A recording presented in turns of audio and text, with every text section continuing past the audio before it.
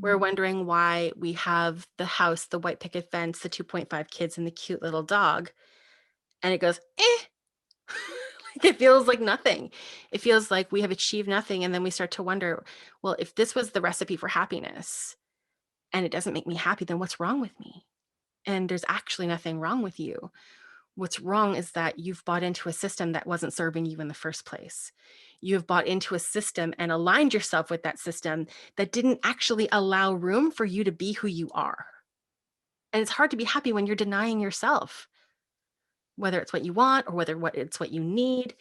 Um, it's hard to be happy when you have betrayed yourself and left little bits of you in all these experiences where you've denied showing up in the way that you wanted to. Every time you bit your tongue, every time you were compliant, every time you said no when you meant yes, every time you said yes when you meant no. These are all these little betrayals of self that happen.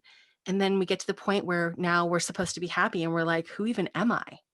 Why am I so miserable? So we have to get right back to the beginning. We have to wipe the slate clean of all those stories, all that conditioning that you've had in this lifetime and that has been passed down in the generations that came before you. So it's in your DNA, to be in this sovereign, sacred self. It is like a massive act of rebellion of everything that you've been programmed to believe. It is audacious.